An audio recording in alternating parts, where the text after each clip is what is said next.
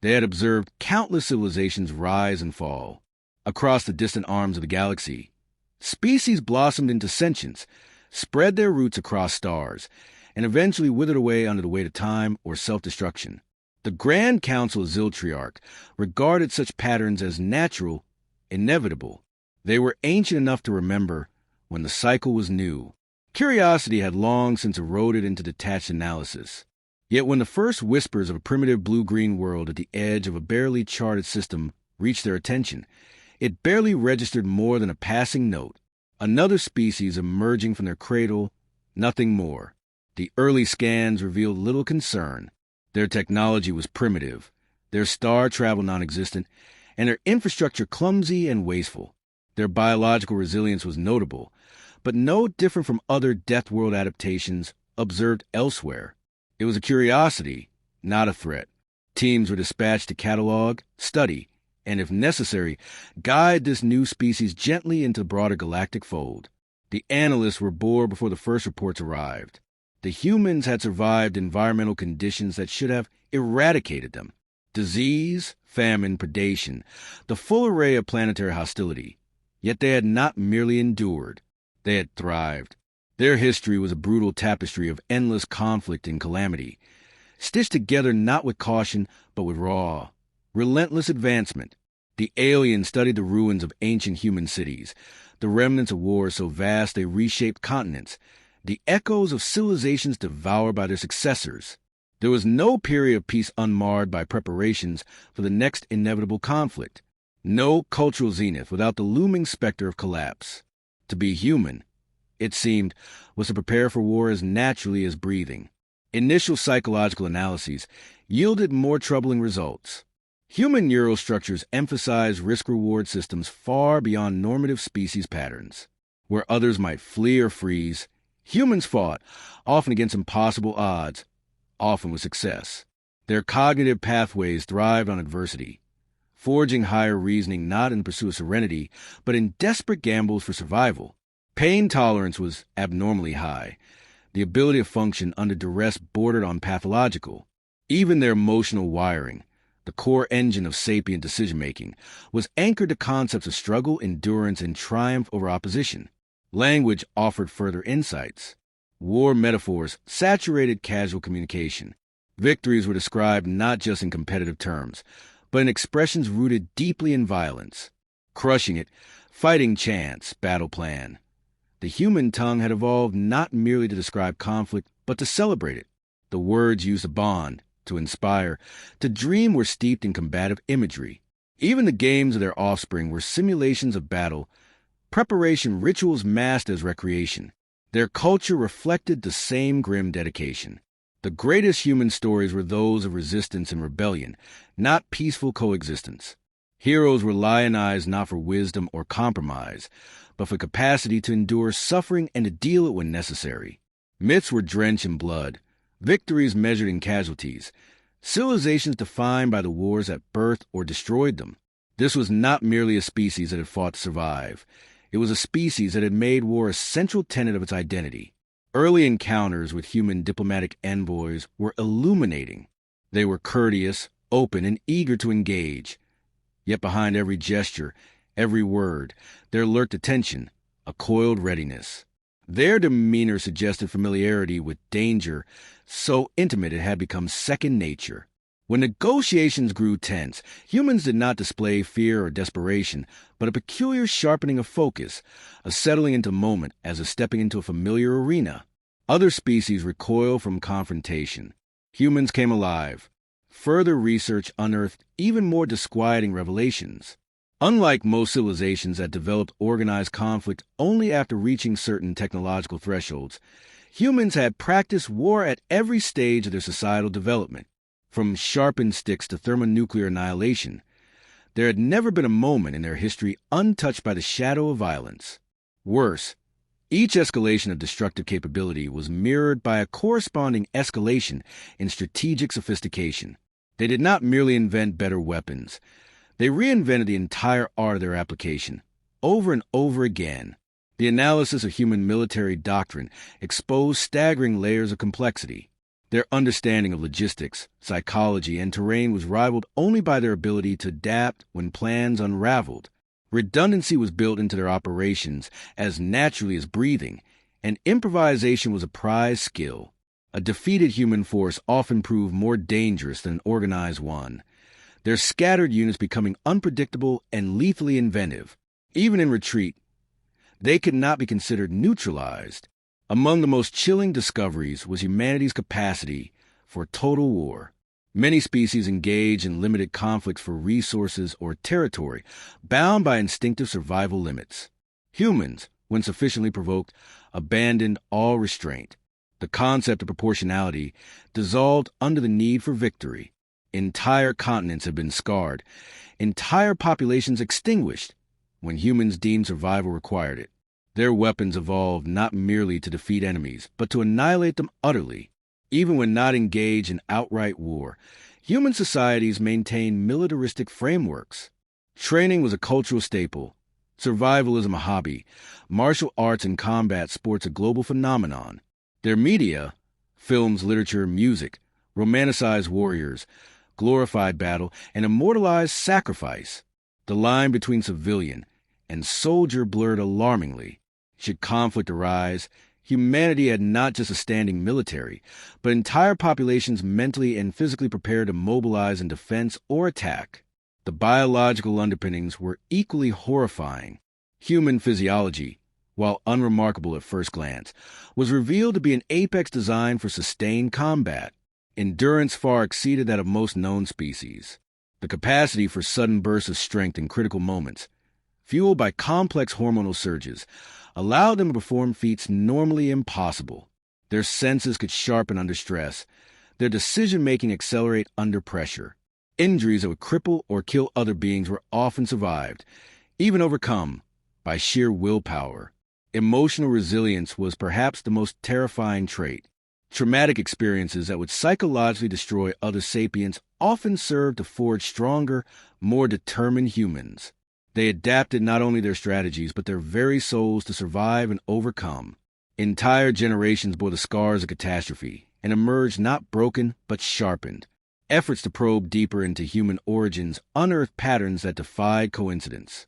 Evolution had honed them on a world of scarcity and danger.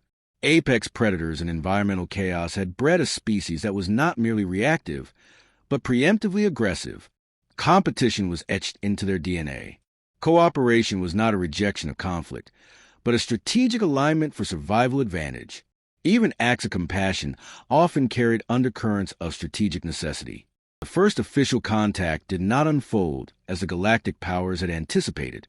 Centuries of carefully orchestrated first encounters, diplomatic frameworks, and contingency protocols had created a template that most young civilizations followed predictably. Deference, awe, a willingness to submit or to be gently integrated. These were the expected reactions. But humans approached first contact with demeanor that unsettled even the most seasoned envoys. There was no reverence, no intimidation. Instead, there was curiosity, humor, and a casual reverence that made it clear the humans regarded their visitors as equals until proven otherwise. The ambassadorial mission was meticulously designed to impress.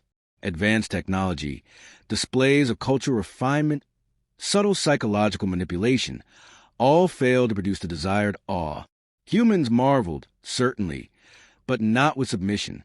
They asked probing questions, offered trade proposals without hesitation, and negotiated terms with the cold efficiency of those long accustomed to hard bargains. They were polite, even enthusiastic, but there was no hint of subservience. The initial trade agreements were modest, mostly cultural exchanges and non-critical technologies. However, the analysts within the council noted with rising unease how rapidly the humans absorbed and repurposed alien knowledge. Devices that had taken centuries to perfect were reverse-engineered within years. Scientific principles that were considered foundational across thousands of worlds were questioned, dismantled, and rebuilt into new paradigms. In every interaction, the humans did not merely learn. They adapted, they improved, they innovated at a pace that defied all historical precedent. What began as a cautious engagement soon escalated into a race. Other species, seeing opportunity, rushed to secure alliances and trade deals with the energetic newcomers. They underestimated the human's capacity for leverage. Every transaction was treated as an opportunity to expand capability. Every alliance was assessed not merely for economic benefit, but for strategic positioning. Humans treated diplomacy with the same ruthless calculus they had once reserved for battlefield tactics. It became evident that humanity did not view galactic society as a collective to be joined, but as a new and infinitely complex terrain to be mapped, navigated, and eventually mastered. They studied alien political structures, dissected economic systems, infiltrated cultural trends, not out of malice, but out of the sheer, relentless drive to understand and, where possible, to dominate. They saw competition everywhere, even in peacetime, and they prepared accordingly. Incidents began to accumulate. Minor trade disputes escalated rapidly when humans refused to concede under pressure. Attempts to strong-arm them through economic sanctions backfired spectacularly, as humans simply adapted, found alternatives, or developed entirely new industries to render old dependencies irrelevant. A diplomatic slight intended to cow a human delegation resulted instead in a flurry of treaties with rival factions, leaving the original offenders isolated and reeling. It was not that humanity sought war. On the contrary, they seemed to prefer peace, but it was a peace maintained through strength, vigilance, and readiness to escalate if necessary. Where most civilizations built their peace on mutual trust, humans built theirs on mutual deterrence. They understood instinctively that true peace was a dynamic equilibrium between potential adversaries, not a static state of goodwill. Their expansion accelerated. Colonies sprung up on marginal worlds considered unsuitable by other species. Humans adapted their bodies and technologies to hostile environments with unsettling ease. Where terraforming was impossible, they simply modified themselves. Genetic adaptations, cybernetic enhancements, psychological conditioning. They employed every tool at their disposal to conquer environments that had defeated other species for millennia. Their militaries, nominally defensive, became laboratories of innovation. Combat doctrines evolved not annually, but monthly. War games were conducted with brutal honesty. Every failure ruthlessly analyzed, every weakness patched. Drones, exosuits, orbital strike platforms. Technologies that other civilizations deployed sparingly were mass-produced, integrated, and improved upon. Even their concept of warfare shifted, embracing asymmetrical tactics, psychological operations, and economic sabotage alongside traditional kinetic engagements. The galaxy's older powers watched with growing alarm as human influence spread like wildfire. They controlled critical trade routes, brokered interspecies alliances, and slowly but inexorably embedded themselves into the infrastructure of galactic civilization. Attempts to contain them diplomatically failed. Efforts to isolate them economically only made them more self-sufficient. The usual levers of control did not work on a species that had evolved by clawing survival from an indifferent universe. Rumors circulated of human covert operations. Entire planetary governments subtly swayed through economic leverage, strategic marriages between human and alien elites, technological black markets flooding with human-designed innovations. None of it could be proven conclusively, but the pattern was undeniable. Humanity was not merely participating in galactic society. They were reshaping it from within. The breaking point came on a remote mining world claimed by the Dravari Consortium. A dispute over mineral rights escalated into violence. The Dravari, confident in their technological superiority and numerical advantage, moved to seize the human settlements by force. They underestimated the humans' preparation. Defensive grids sprang to life, automated drones swarmed, and hastily fortified positions turned into death traps for the invaders. Within days, the Dravari forces were in full retreat, their supply lines severed, their command structures shattered. The Council demanded an explanation. The humans responded with cold precision. They produced documentation proving their legal claim to the territory, cited galactic law in their defense, and presented evidence of Dravari violations. When pressed on the disproportionate use of force, they responded without apology. They defended what was theirs with the means at their disposal. The implication was clear: attack a human interest, and they would not respond proportionally. They would respond decisively. Shockwaves rippled through the galactic community. Treaties were rewritten.